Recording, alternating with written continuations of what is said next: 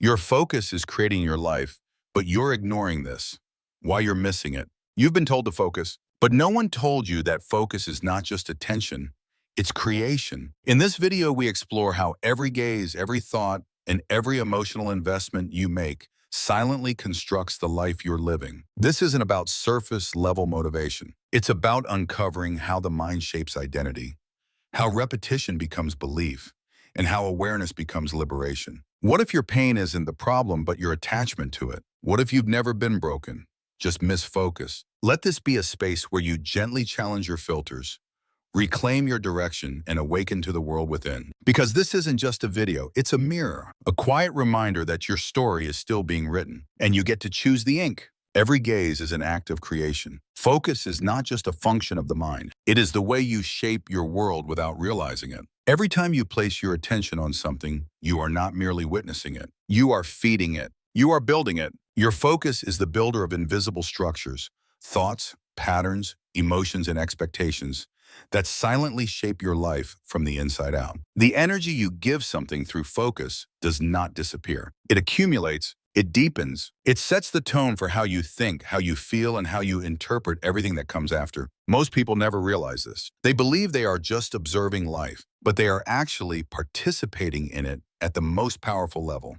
Through attention, when you focus on fear, life begins to look threatening. When you dwell on betrayal, even kindness begins to feel suspicious. When you lock onto the past, the present blurs. Focus is never passive.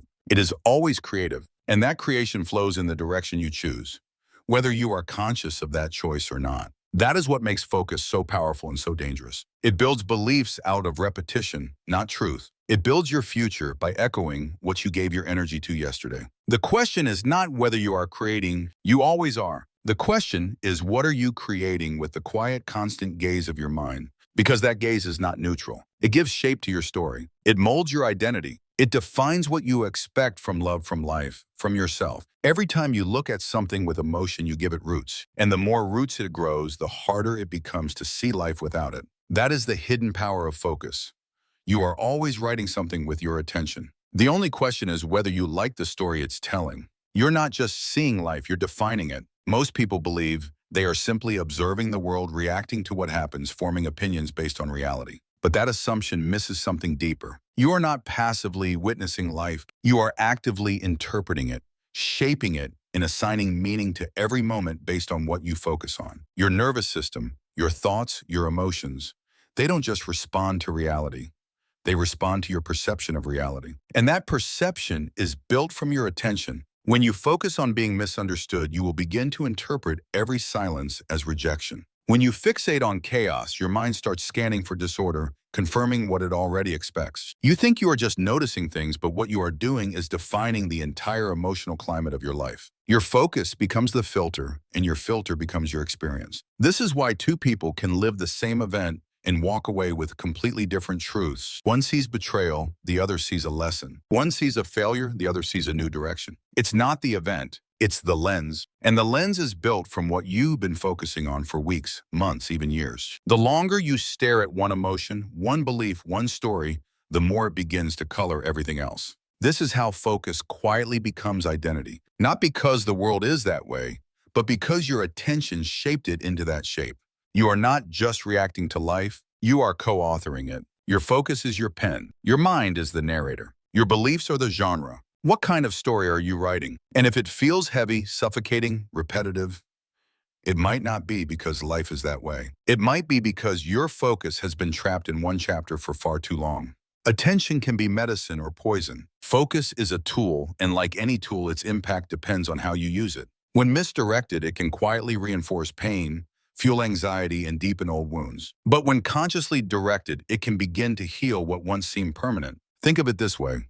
Your attention is like water. Wherever it flows, life either blooms or rots. When you obsess over what went wrong, who hurt you, or what you lack, you are watering thorns. You are keeping alive stories that no longer serve you. But if you redirect that same energy toward clarity, presence, and growth, your inner world slowly transforms. The tricky part is that the mind is drawn to pain by default. It believes that by replaying the hurt, it can protect you. That is why many people live in loops, not because they want to, but because their focus has become addicted to survival mode. They believe if they stop scanning for danger, they will miss something important. But the cost of constant vigilance is the inability to feel peace. True healing begins when you stop asking how to fix the past and start asking how to feed the present. You don't have to deny what hurt you, but you do have to stop rehearsing it. Every time you relive a moment of betrayal or shame, your body reacts as if it's happening again. You are keeping the pain active. Focus does not judge, it just amplifies. That is why it is both medicine and poison. It can free you or imprison you.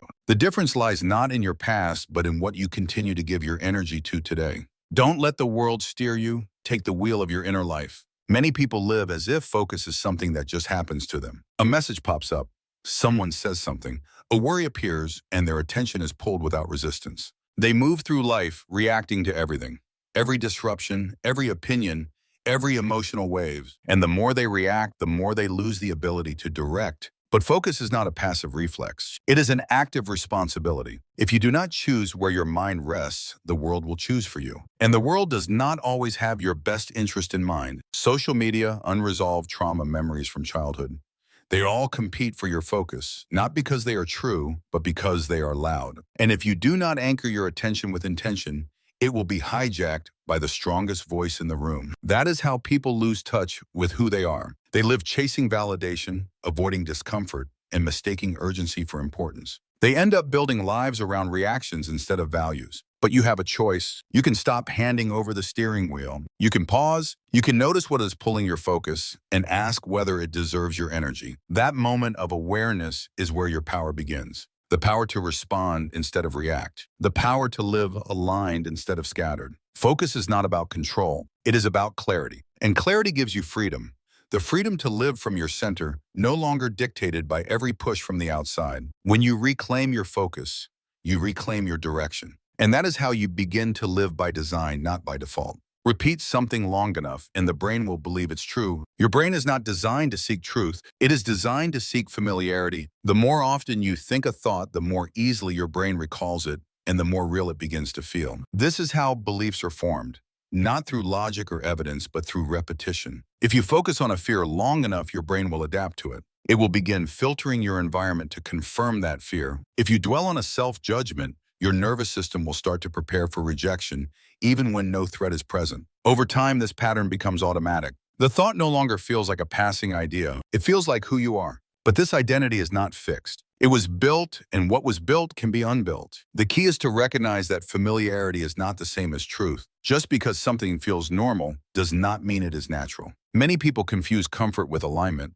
but comfort can exist inside dysfunction if you've lived there long enough. That's why stepping into growth often feels wrong at first. Your brain resists it not because it's bad, but because it's unfamiliar. When you repeat a new thought, a new belief, a new focus, your brain starts rewiring itself. It forms new pathways. It begins looking for new evidence. This takes time. It takes consistency. But the most important change begins with a simple realization. You do not have to believe everything that feels familiar. You are not your most repeated thought. You are the awareness that gets to choose a new one. You're not broken. You've just mislabeled yourself. You were not born thinking you were unworthy, incapable, or broken. These beliefs were learned. They were absorbed through moments of pain, rejection, and misunderstanding that your mind tried to make sense of. In those moments, your brain looked for patterns. It asked, why did this happen? And when no clear answer appeared, it created one. Maybe I'm the problem. Maybe I'm not enough. These were not facts. They were survival strategies. And the more you focused on them, the more real they began to feel. But a label is not your identity. It is a story placed over your experience. The danger is when you stop questioning it. When you carry that label for years, it becomes invisible. You forget that it was a response, not a reflection of your truth. And without realizing it, you start living in a self-fulfilling prophecy. You avoid opportunities, relationships, or joy because you assume they are not meant for someone like you. But the truth is, your sensitivity is not weakness. Your wounds are not shameful. They are signs that you've lived, felt deeply, and tried to protect yourself the best way you could. You do not need fixing. You need remembering who you were before the labels, before the fear, before the walls. Healing is not about becoming someone new. It is about returning to what has always been quietly waiting beneath the noise. The real you is not broken. The real you has only been buried beneath misunderstandings you mistook for facts. Shift your gaze and the world begins to change. The world you experience is not just shaped by what happens to you. It is shaped by what you choose to focus on. Two people can live the same moment and walk away with completely different emotional realities because focus filters everything. If you keep looking for reasons to be hurt, disappointed, or ignored, you will find them, even when they are not truly there. Your mind is wired to confirm what it already believes, and focus is the fuel that keeps that cycle going. But here is what changes everything. You can redirect your gaze. You can interrupt the spiral by choosing to notice something else. It might feel small at first. Maybe you choose to focus on one moment of calm in your day, one act of kindness, one reason to be proud of yourself. That single shift may not change your life instantly, but it starts a different rhythm inside you. Over time, your nervous system adjusts. Your thoughts begin to support the new direction. You stop feeding energy into the old wounds, and without that energy, they begin to loosen their grip. This is not fake positivity. It is not about pretending everything is good. It is about no longer building your identity around what has hurt you. You are not denying the pain. You are choosing not to keep planting roots in it. When you change your focus, the world does not magically become perfect, but it becomes livable, lighter, more yours. Your gaze becomes the architect of your reality. The world reflects back the energy you give it. And when that energy shifts, so does everything else. When the mind is too noisy, you lose control of your focus. A restless mind is not a sign of awareness. It is a sign of overload. Many people confuse constant thinking with productivity, but often it is just mental survival mode, an anxious loop trying to stay ahead of every possible problem. When your mind is loud, it becomes harder to focus, not easier. Your attention starts jumping from one unfinished thought to another, never landing long enough to create clarity. This creates the illusion that you are doing something important, when in reality you are burning energy on repetition, replaying conversations, reanalyzing mistakes, worrying about what hasn't happened yet. None of this helps you move forward. It keeps you stuck in a cycle of mental noise. True focus requires silence, not the absence of thought, but the ability to return to stillness. If your inner world is always crowded, your attention has nowhere to rest. And when your attention has no home, it gets pulled by whatever shouts the loudest. That's how people become reactive, scattered, exhausted. Not because life is too much, but because their inner space is too full. Creating space in the mind is not a luxury. It is a necessity. It means letting go of the need to solve everything. It means recognizing that clarity often arrives not when you try harder, but when you finally stop and listen. A quiet mind is not an empty one. It is a focused one. And when you can hear yourself beneath the noise, you begin to reclaim your power. To focus right, you must dare to let go. Focus is not just about where you direct your attention. It is also about what you are willing to release. Many people struggle with clarity, not because they lack discipline, but because their minds are too crowded. They are holding on to unresolved conversations, imagined scenarios, past regrets, future anxieties, all running in the background like open tabs on a computer. And just like a computer, when too many tabs are open, everything slows down. Focus requires space. If your mind is constantly rehearsing old stories or preparing for what could go wrong, your attention has no freedom to land on what matters now. Letting go is not weakness. It is a decision to reclaim energy. You do not need to finish every argument in your head. You do not need to control every outcome. Closure is not always a dialogue. Sometimes it is a quiet choice to stop carrying what weighs you down. When you release the mental clutter, you create space for intention. And in that space, focus becomes effortless. You stop chasing peace and start living from it. The fear of letting go often comes from a false belief that if you stop worrying, you will lose control. But control was never the goal. Clarity was. You are not meant to hold everything. You are meant to carry only what aligns with who you are becoming. The rest is noise.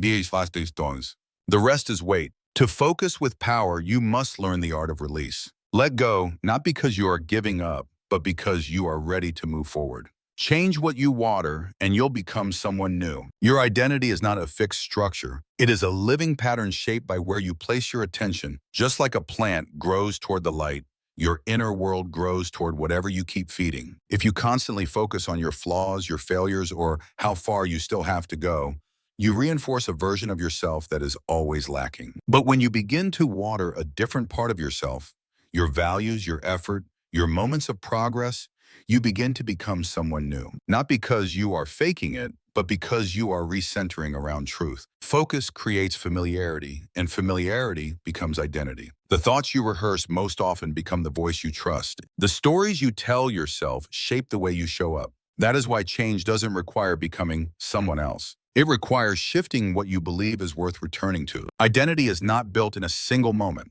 It is built through repetition. Every day you get to decide what part of yourself you strengthen. And every time you choose to return to compassion instead of criticism, to vision instead of fear, you create a new baseline. Eventually, that baseline becomes your default. You start to expect peace. You start to recognize your power. You no longer chase worth, you embody it. And it all begins with one question: what am I watering today? Because what you water grows, and what grows begins to define who you are. Understanding yourself is the beginning of understanding others and the world. We often try to understand others by analyzing their behavior, their choices, or the words they say. But true understanding begins somewhere else. It begins with you. When you start noticing your own patterns, how you react when you feel unseen, how you pull away when you're afraid, how you raise walls after pain, you begin to see those same responses in others. Not as flaws, but as defenses. Not as rejection, but as protection. The more honestly you observe your inner world, the more compassion you naturally extend to the outer one. People are not always what they appear to be. The angry are often hurting, the distant are often afraid, the controlling are often insecure. But if you have not faced those places in yourself,